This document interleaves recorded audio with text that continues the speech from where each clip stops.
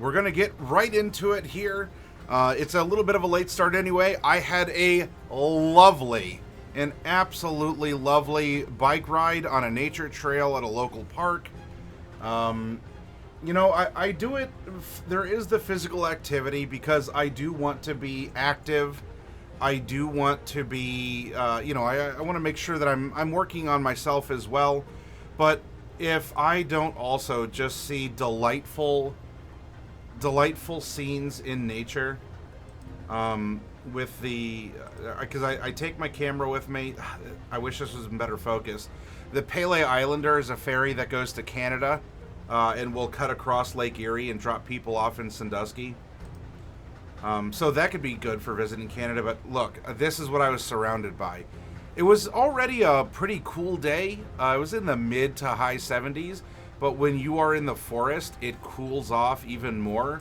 And you're just surrounded by the sounds of birds and bugs, and then even going out into the open, the field area here. You hear the wind going through the trees, and it's very, very lovely, very nice. There's a monarch butterfly that was drifting around, and then generally this is what I was biking on. So I got a little bit of extra work as well, because not everything is paved in this area. Working on my character history for tomorrow night's game. What can you tell us about your character, Iron Chef Lord? Because we'll be delving into that for some inspiration here tonight.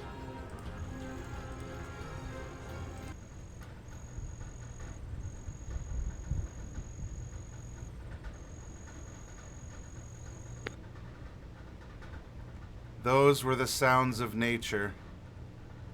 Those were the sounds of peace.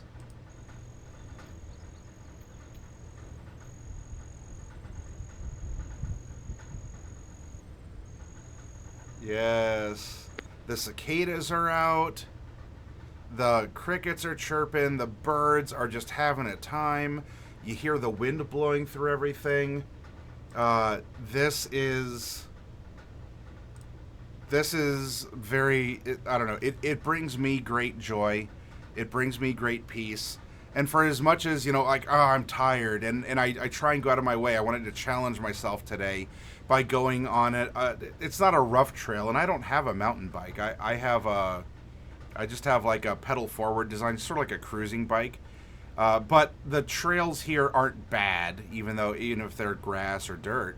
And I wanted to just go that one next little step, So I took some ibuprofen, but I have a delightful, mild soreness, not only in my legs, in my arms as well for, hauling the bike into and out of the vehicle. And also in times where I needed a little bit of extra power, I would stand and pedal, or I'd be sort of almost pulling back on the bike while like urging it forward up some areas. So it turned into more of a workout than I thought, but it was a good one. Oh, I like it.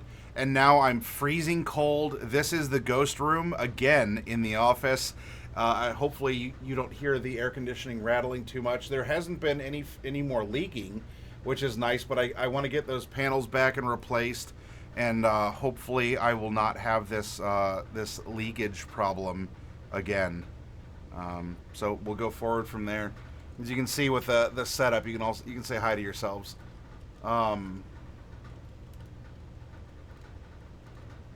So I had a ceiling tile, whatever, the ductwork was collecting condensation or something, and it would drip down, and this panel especially was like heavy.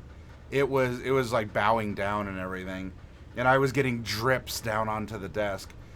So to try and find out what's going on, they put a tub up there. There hasn't been anything that's dripped into it, which is good. But it's louder, and the AC has just been running constantly, even on a nicer day. And I'm directly underneath it, so maybe I'm just getting an inordinate amount of cold air in this particular office. but I am. It's the middle of summer. It's been in the mid to high 70s, and I'm bundling up because it's probably about 60 to 69 nice degrees in the office right now. Anyway, now, why do I bring this stuff up? Because if you're watching this later on YouTube, you might go, you haven't gone into anything about telling a story. And I would like to tell you that that is incorrect. I have, in fact, gone into things that we're going to be reviewing for later. Iron Chef Lord says, well, I'm running an Ogre Fighter in 2nd edition, and he uses a great club. I figure he is more savage, seeing he was left out in the woods as a small child. So yeah, some Unga Bunga mode, or just someone who doesn't understands the intricacies of civility. What was your inspiration for this character, Iron Chef Lord? And how will this character have an impact on the world in which you're running, or you think the story in which you'll be involved? And again, you all out there might be like, what are you're just talking with chat, or you're just talking about being out in nature and all this other stuff. Stick with me. This all does go somewhere. Because if you had been listening, even if you're upset that I was talking about going on a nature trail and all of this, you were still listening, and I was still telling a story. And the story was going places and is connected to many other things. Especially things that I'll be referencing up on the screen here. So let's replace the prize that Iron Chef Lord has, and we are going to bring up the core rulebook for Everyday Heroes. Now, if you have the book yourself, go ahead and crack it open. You can play along at home, or like an official, if you got it through Drive-Thru RPG, like a PDF or something of it. If you don't have it, I would talk to your friendly local game store. I'm sure they would love to get a copy in for you. This is D&D 5e. It's compatible with it. It's D&D 5e, but in a modern setting. So you have fast cars, you have pew-pews, and walkie-talkies and all that.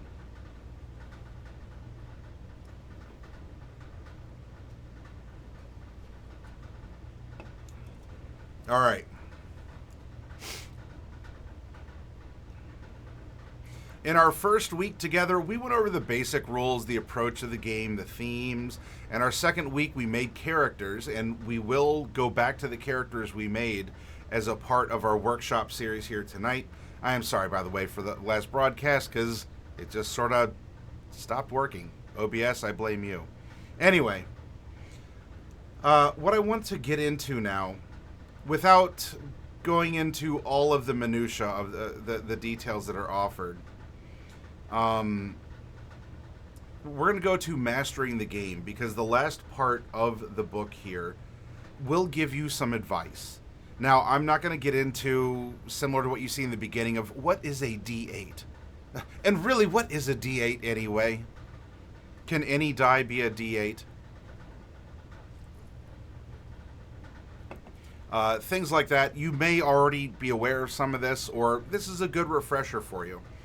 Let's see how this book, because unlike D&D, where it has the 3 core rule books, this has the 1 rule book. It has everything in it. Now, there's expansions and other things you can get for it, though you get a solid set of NPCs, monsters and stuff. You get GMing advice, and you get the rules of the game. So we're going to pop here. Some of this might be touching upon what we discussed last night. But you have a general difficulty level if you're looking to give them some sort of a decent or indecent challenge to something. You need some quick reference numbers. You're going to find this in Dungeons and Dragons as well. This is going to be well, it's straightforward, and they say so here. A GM sets the difficulty challenge numbers, whether when planning an encounter or when responding to the actions of a character in the middle of a tense action scene. Because Everyday Heroes uses straightforward mechanics, it doesn't take long to get a feel for what makes an easy or difficult DC. When setting a DC, you want characters of a given level to succeed about 55% of the time. And so that means rolling a 10 or greater. You might say, well, in a D20, wouldn't that be 50-50? The 11 would be 50%. The 10 would be before. Because that is the last number of the first 10, and not the first number of the final 10. So if you keep that math in mind, you're really just looking for them to roll a 10 or greater.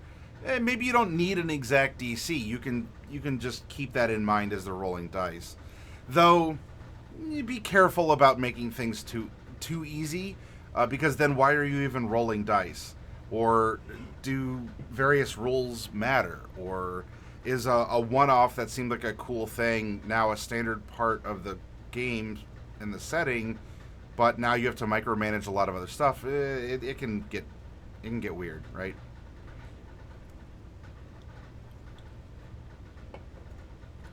So this is going to go over how you set that. This is written, in my opinion, for someone who has not, who doesn't have a lot of experience running games. If you've run a lot of this is going to be second nature, or even in 5e and you go to Everyday Heroes, you'll say, this seems very similar. I think I got this. You very well may.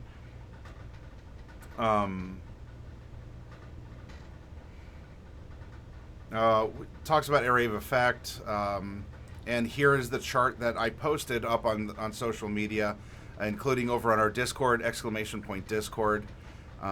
Designing encounters this is often where we pull our hair out and go, it was too easy. My monsters got just beat handedly. Or you as a DM, GM, ST go, oops, I TPK'd the party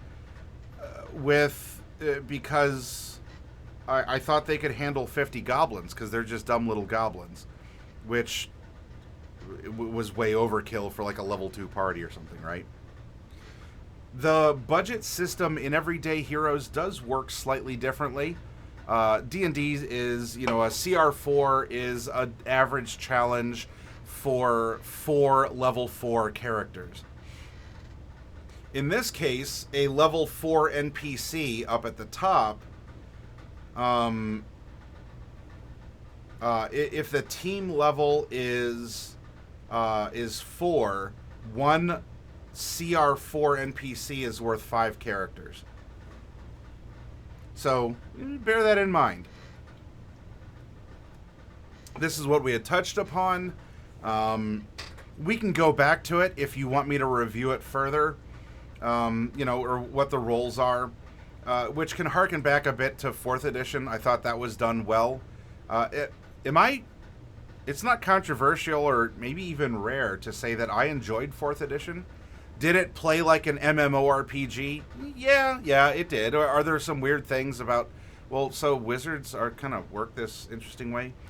It was very innovative. It was extremely scalable, especially if you had the electronic tools for it. It was so easy to create custom monsters and do all this. And so I think we're getting a little bit of a fusion, as this is a streamlined way to go about things. Now, the way CR is calculated is not completely gone over, unlike in D&D 5e, though many people say, CR is broken anyway, especially after level 10. And you know what the system does not suffer from? Pardon me. Characters going over level 10, unless you make it up yourself. As this sticks to the sweet spot of 1 to 10, and you go forward from there.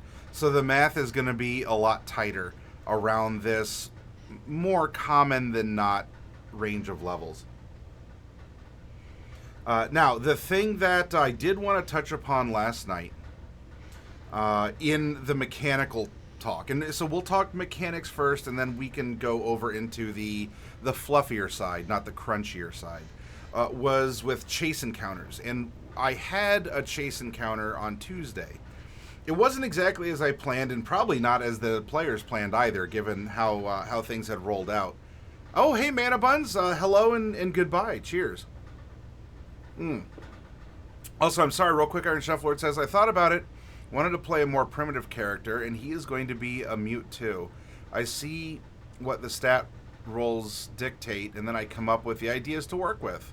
And with a 6 int, I think a Savage is a good idea. I hope you have fun with this character, and I really look forward to hearing how you use him or what happens on the adventures of your ogre fighter. If you would be so kind to share such knowledge with us, Iron Chef.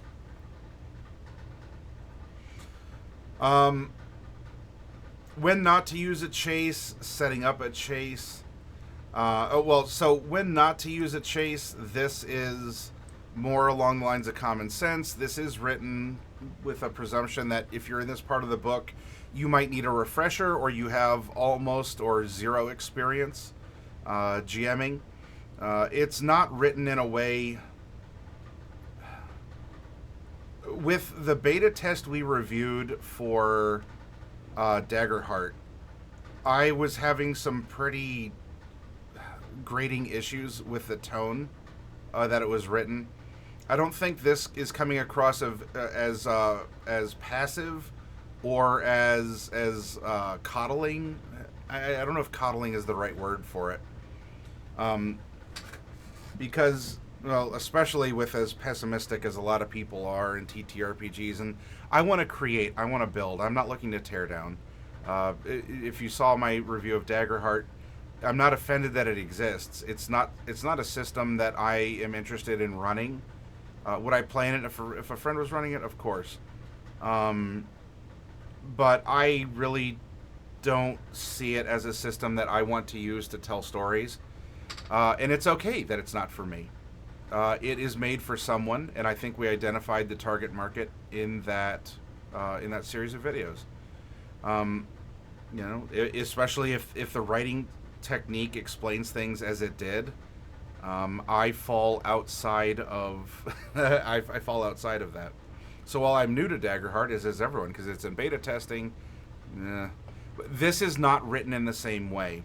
Nor do I think it is as.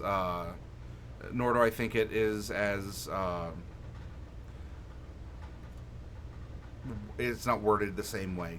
It's solid advice. It's more direct, and it's written in a clearer fashion. Yeah, I know, Craigar. Craigar says, "Gosh, you grognard, not wanting anything different." Yep, everything has to be the same, and it could never change. And if it does, I'm going to complain about it on the internet. Ooh. All right, and it's giving great practical advice. Just maybe a quick check is what you need instead. Not everything has to be something big. And the reason I ran a chase on Tuesday was because this was a bigger event. This was Making Landing. This was First Contact. And we're going to try out not just the skill side of things, though that would have been flexed on harder if they chose the motorcycles instead of the Humvee. But I also wanted to test out combat in this system because I've run chases in Dungeons and Dragons, and I've used some official rules, and a lot of it was sort of fly by the seat of my pants style. A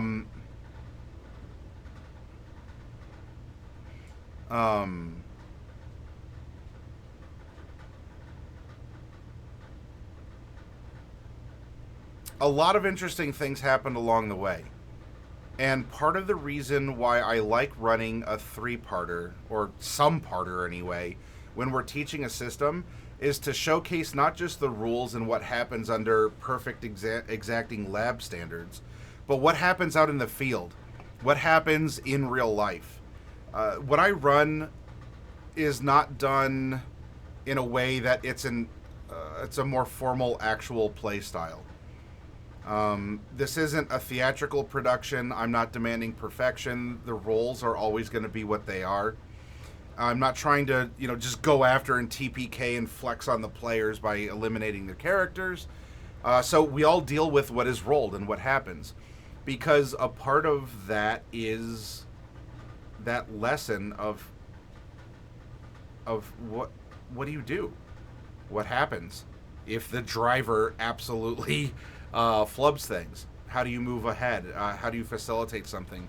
And maybe even doubly so, extra pressure on me, not even as a presenter. I'm trying to learn and apply these rules in a way that we have a living laboratory, and things were just going in a very interesting direction.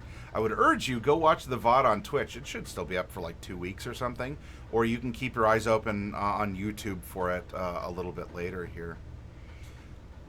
So chases are done in an efficient way in Everyday Heroes. We went a little bit over that in the first week.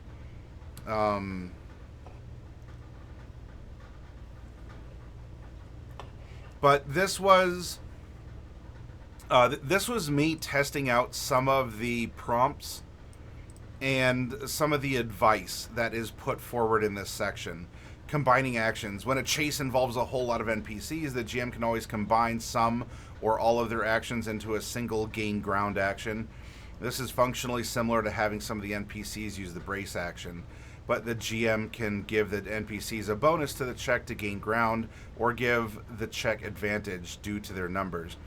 This gives the NPCs an edge as a unit, as opposed to having individual attempts to gain ground against a skilled hero, effectively hand the hero side free chase points. So there was several targets. Things like range and cover kind of came into play with the car, with the vehicle, the Casimir in the water. We didn't worry about speed differences, as this was just, well, it was making a splash. We were getting onto the scene. Complications, that was more handled in combat between the enemies attacking and the vehicle, though the players could attack from the vehicle as well, so it was a mobile weapons platform kind of a thing. I didn't really worry too much about... I didn't worry too much about, well, we weren't having a foot chase on urban streets, but these are some really good complications. But we did have some complications in trying to ramp out, because they couldn't get out with the ship, this like amphibious landing ship, under attack. So they had to do some cool action movie stuff of ramping out of the front of the ship in storm-tossed seas to land on the beach under fire, and we see how it goes down. And it was edge of the seat even for me. I knew it was happening. I knew it was going to happen, and it was interesting watching happen and unfold. But the story was going to continue as it was, and the heroes were scrambling. All right, what can I do? How can I be helpful or useful or whatever? So I do like, there's a lot of these complications. I love tables like this. If it's organized and I know I can bookmark it and come back to it, awesome. If I don't feel like coming up with it myself, then there is something here. There is something here that you can have a lot of fun with.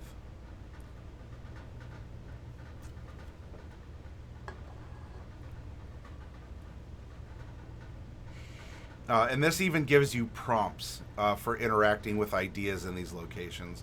So I super appreciate it. I'm not going to go over them all because I'm not here to balance, oh, well, this is a bad idea, or, oh, tremendous, 2 out of 10. I'm like 12 out of 10. I would buy 3 copies of the book just for this one page. They're here. I like that they're here. Adjust them as you will. That's common sense TTRPG advice. But this in part served me on the fly, and it will serve you well also. It does also touch upon investigation encounters and social encounters. During an investigation encounter, the characters look for clues to gather information. The challenge of such an encounter comes from putting the pieces together and learning what they can. The GM might call for ability checks, especially intelligence investigation and wisdom perception checks, but many investigations involve letting the characters interact with their environment and ask questions about what they find. It seems like we might have had something like that on Tuesday. Hi, Raven. Good to see you. Oh, but she's going into lurk mode. Okay. As well, perhaps even a social encounter. And if you didn't see either of those take place, maybe there's always this grand finale session where something can happen too. So we were exploring chase, especially vehicle combat. We did have some investigation and even a social style encounter. I was trying to touch on all this in the living laboratory of the game, along with a couple other things we'll get to when we go to story, the actual storytelling bit of it. So, social contests, this is probably common knowledge for many of you who've played a lot of 5e or similar games. You know, charisma, deception, to lie about themselves, and so the person you're lying to is wisdom, insight to determine your motivations. Persuasion versus charisma, persuasion to sell the NPC a junker car. Intelligence, vehicles, representing knowledge of cars. Now, usually, vehicles is by default a dex-based skill. So just like in 5e, you can swap out skill for ability it's tied to. In this case, intelligence vehicles would give you that information. And it's nice because if you're skilled in vehicles, maybe you don't have the best reflexes, but you also are intelligent, then you can combine that and apply it. So it really makes every skill into kind of 6 skills itself. We're having a conversation with a Discord member that I hope he does not end up getting sold a junker. I really hope so. I don't want anything bad to happen to him. But you know, that's what friends are for, is to call out situations like that. Anyway, so great ideas about mixing and matching tests, how you might roll for opposition if it's needed. I do also appreciate that it brings this up. A GM should keep in mind that social challenges are largely asymmetrical. Characters can use ability checks with the deception, intimidation, and persuasion skills to manipulate NPCs, but NPCs can't use those sorts of checks on the characters in the same way. Players should always have strict control of how the heroes feel, what they believe, and the choices they make. Now, there might be some negotiation. You know, someone will lean into, yep, I totally didn't see that coming, and I'm going to play along with it. It's also asymmetrical in that NPCs can also just not be persuaded. It doesn't matter if you get a 20 on your dice roll. If someone super doesn't like you and someone wants you removed from the situation, rolling a 20 persuasion check isn't going to mean that they pull out a bouquet instead of a long-range interdiction device to try and make you go away, and instead that they want to date you. We all have the jokes of, the bard that does that and rolls 20 on charm or whatever, right? Persuasion, to try and seduce the dragon. That's not always a roll that can be made at all, or just because you get a 20 doesn't mean that you win. It's good for memes and laughs and goofs and gaffs, but there are also just times in a social encounter where there is nothing you can do that would change the Duchess's mind from this course of action to save her family's name. No matter how well you roll, because rolling is not an option for it. So it's nice to bring this up in that it's not, you can contest it, but it's not always contestable, or it could be heavily skewed. Where I'm not going, all right, I'm going to challenge you, so I balance my CR versus your party level. Not like that. This could just be obstinately you're talking to someone who will not change his or her mind about anything. And there's really nothing the players can do about it. Except maybe prove themselves, or you do more than just roll a die and say, I try to charm the dwarf or something. Anyway.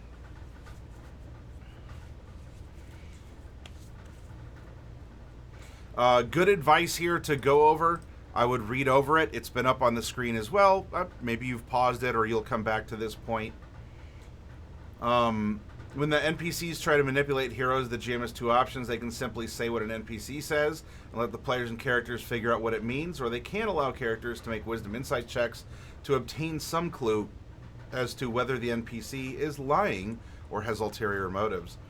This is one scenario when a contest involving an NPC making an ability check using deception, intimidation, or persuasion against the hero can work well. If the hero succeeds, they get a clue as to the NPC's true motivations, but there's no real consequence to the hero losing the contest other than not gaining the insight they sought, leaving them still free to make any decision they think best. Restricted equipment. Ah, yes.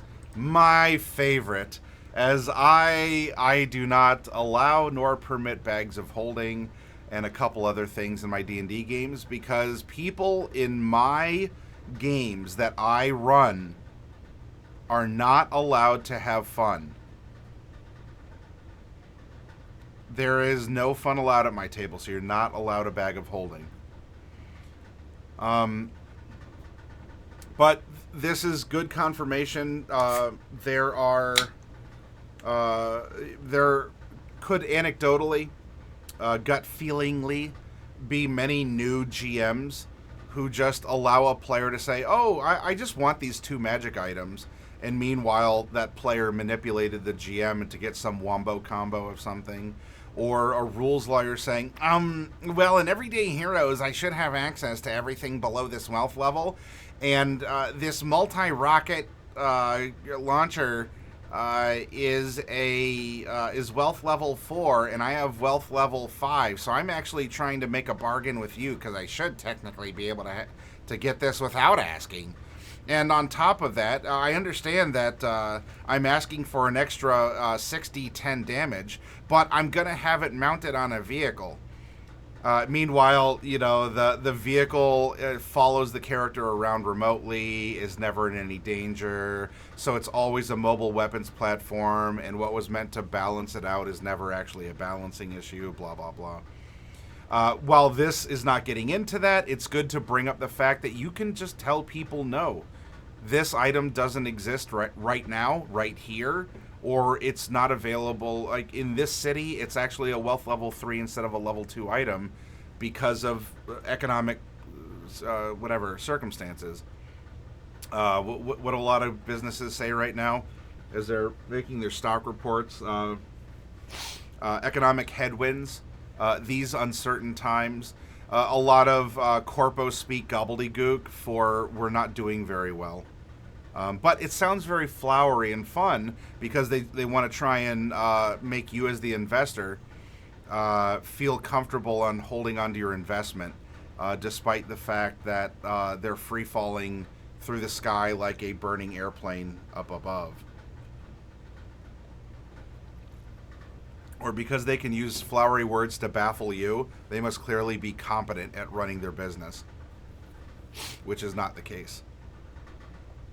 So you do have limiting circumstances, great things to bring up. It'll get into the book here. Saying no is okay. And you'll see in this book, will encourage you to say no, comma, but, as well as yes, comma, and. Though you are very much allowed to say no to something happening. Even if it's a cool idea and you say, well, but my friend thinks it's cool, I think it's cool. But if it really busts stuff or makes things bad or sets an unreasonable expectation, just say so. It's fine.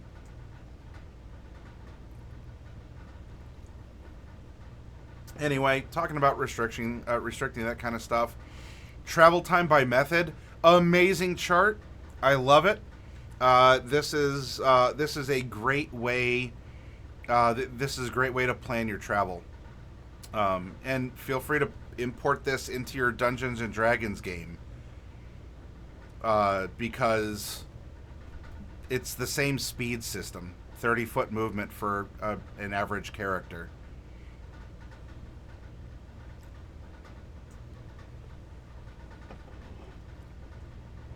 Computer hacking and security. This might come up later in our apples to oranges game. But there's things to bring up about some special circumstances, about hacking, about sniping, about standoffs, when to call the authorities. Bernard has an ability to do that, and how might that be useful? How could that come in handy? It very well could. Or even calling the authorities on the heroes. Because how many people want pictures of that damn Spider-Man?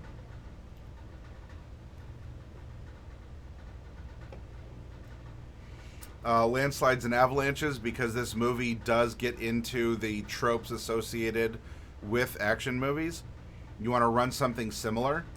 There's rules for it here. Not going to get into the minutia, but I want to point it out that it's really trying to get you to think in that direction. Think big. Think explosions. What would make for these intense moments? If you can have it happen in D&D and it's second nature, all of a sudden you think about a situation like what you see here. Why is this unreasonable? Well, my barbarian could totally break down doors, but I don't know if in a real setting if that's something that people can really do. Oh, some can. But also, we're talking about comic book stuff, action movie stuff.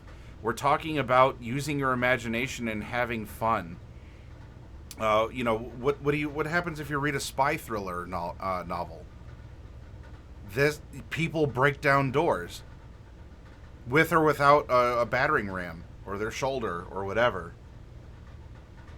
A lot of optional rules similar to what you'd find in D&D. Sudden death, quick rests, tracking ammo. Is that something you even want to do? For the machine guns mounted on Casimir, I said they're belt fed, and I'm not going to worry about them having ammo until I need to.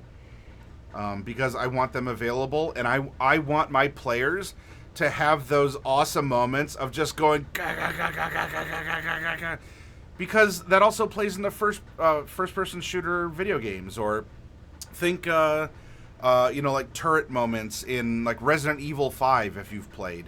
You can get behind these like turret guns, and during those moments you have unlimited ammo for the shooting gallery sections. That's fun. That's compelling. I'm not running everyday heroes to play realistically. I don't even play Vampire the Masquerade realistically, even though it's supposed to be darker and edgier and more real because it's street level. I want my vampires to do cool stuff and to be subjected to... I had the vampires in One Last Day effectively in a danger room or a malfunctioning holodeck as part of the testing. Now, it made sense given the compound they were in, so it was offered as a clue, but why is this happening? But that game, the type of Vampire the Masquerade that I run is different than the type of Vampire the Masquerade that Coffee Cat runs, or even Derek runs. I don't know if either of them have really had a ton of action happen in their stories. And that's not a slight on them. That is not a slight at all, because each of them wants to go for the emotional dagger twist, or they want to go for the conspiracy theories and the manipulation. I ran Vampire the Masquerade as you're a person with superpowers and a lot of responsibility that you can ignore, and if you don't, then you'll get slapped around even harder for it. So you're an anti-hero with some extra steps, and also everyone hates you. But it was still action. It still leaned in that direction of you're going out there, you're doing this stuff. That was the core theme even of the Chroma Company game.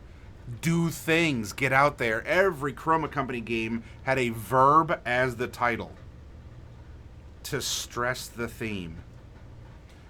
Getting into poisons, I do like that they say realistic versus cinematic poisons.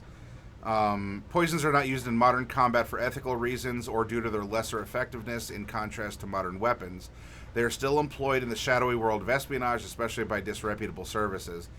Unlike movie poisons, most real-life poisons require time to kill their victims, much longer than the span of a combat scene in Everyday Heroes. This is where you get the scene in Indiana Jones. What are you bargaining for? The antidote to the poison you just drank.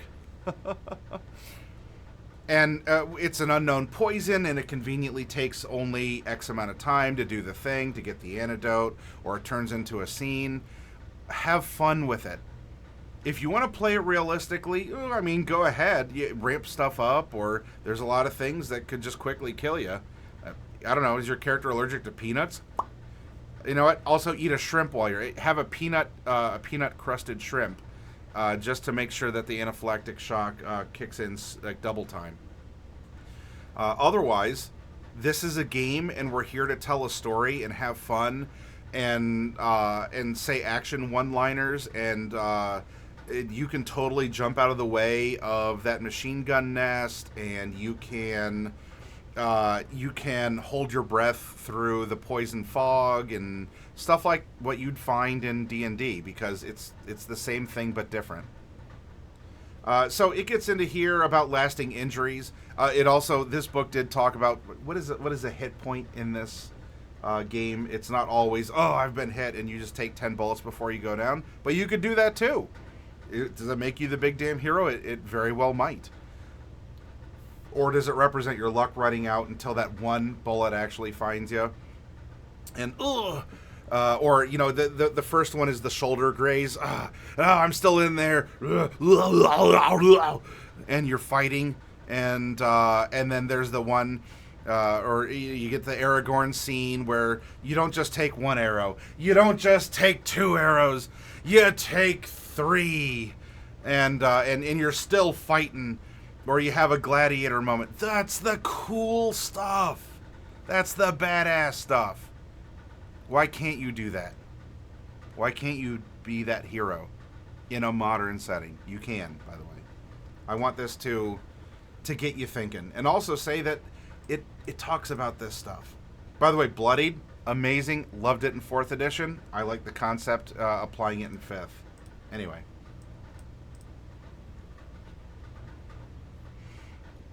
So, injury tables, if you want that, or you run it like a video game, and yeah, you've been shot up, and the edges of your vision are blinking red, but you go find a piece of random meat in a wall, like in Castlevania. You eat apparently a completely cooked turkey that's been hidden in a several hundred-year-old vampire castle. Full health, there you go, you're back at it. Because why can't you? Why can't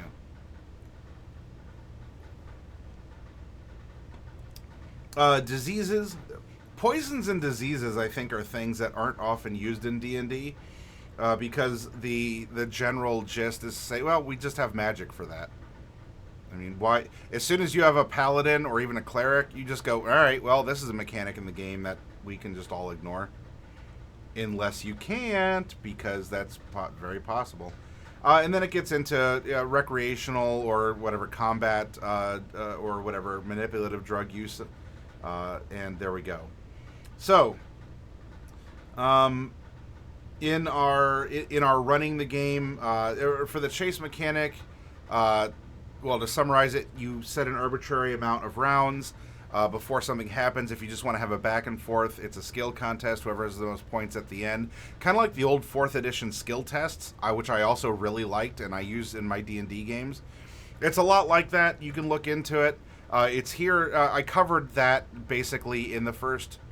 I covered that in the first week as we were touching upon it. Where I had messed up because I'm trying to do this scene... high action. I wanted to keep the tempo going.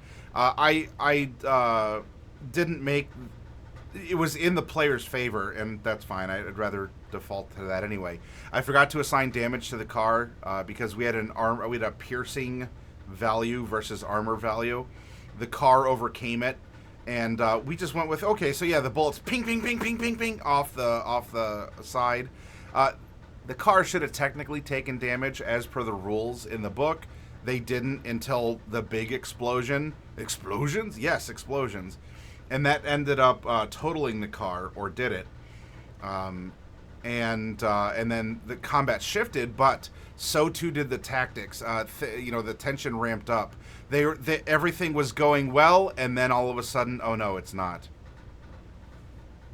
But we're going to get into that probably with this next conversation about running a game, both in how I've been facilitating our Apples to Oranges 3-parter, and also what the book is advising. And we can do some writing references and exercises, especially to the characters that we generated, to show you that it happens. It can happen here. It can happen in your play group. This isn't esoteric. This isn't something where you go, oh, I have to rely on other people to run a game or to make a story or to go from here. I want this accessible. I want this energetic. I want this fun. I want to give you the tools to be able to do it in as freely or inexpensively as possible. Because you can always get expensive programs and writing things and all this other stuff. I believe in you. You can always get the more expensive services or products, or hire someone, or you just buy a book, which kind of gives you everything in there. Nothing wrong with that. But if I can teach you the basics to do it as inexpensively or as always on or always accessible as possible, then you can take it from there. Because I believe in you. I hope you do too. Do you believe in Do you believe in the me that believes in you? The famous quote from Tengen Toppa Gurren Lagann. I do, but ultimately I do want you to be able to carry your story forward. I will give you the tools. I'll give you the motivation. I will give you that go get 'em, tiger kind of a thing. But this is your story to tell. This is your group of friends or family at your dinner table to engage with. And I hope that you'll have fun doing it. This book is going to give you good direct support. A lot of it is redundant if you're experienced, and if not, read it. Oh my gosh, there are so many people. Every time that I crack open the Dungeon Master's Guide, it seems like there's someone in chat who's... I never knew there was a rule for this. And it's been there the whole time. This didn't come out in some errata revised edition. It's been in there since the get-go, since the start. All these different rules or concepts that people play or lean into. Or, well, I've only ever seen games like this run this way on Twitch or on YouTube or something else. I never thought of approaching something this way. Or doing something like Iron Chef Lord says, when it comes to bags of holding, I limit it to 45 pounds. I just take it off the table. And that I don't know how many up here it has baffled. There's a lot of people who could be baffled. You don't allow bags of holding? Like, every game of D&D has bags of holding. When not everyone does. At all. Or maybe they're super duper rare, even though they have some common or uncommon label in the book. Or a spell that is allowed to be cast. Or in this case, maybe there's a certain level of guns, even by wealth, that you just don't allow for whatever reason. Anyway, let's get up and take a stretch break. I've been happy and energetic. The ibuprofen is strong within me. You might recall that opening story. I was talking about, going on a nature trail, about seeing all this, and about the peace and joy it brings. And I believe you're going to see why I brought that up. Not just for the energy in getting through the mechanics and talking about this, but there's more to it. That's going to be, it'll start getting referenced on the page flip. So, let's get up, stretch, refresh yourself as you may need, and we're going to come back and we're going to explore how the book is encouraging you to think about arranging a story, telling a story. Then, I think because we're moving at a good pace, and I also want to catch up, because I wanted to do a two-parter. What we just talked about, I was hoping to do last night. Let's see if I do still have that energy to make it a three-parter tonight and go through a couple exercises with you all to showcase things. We'll play it by ear. We'll see how it goes. This is a conversation, even if you're watching later or this is recorded for you. This is still a conversation, still something for you to enjoy, to sit back and soak up. So I'll be back.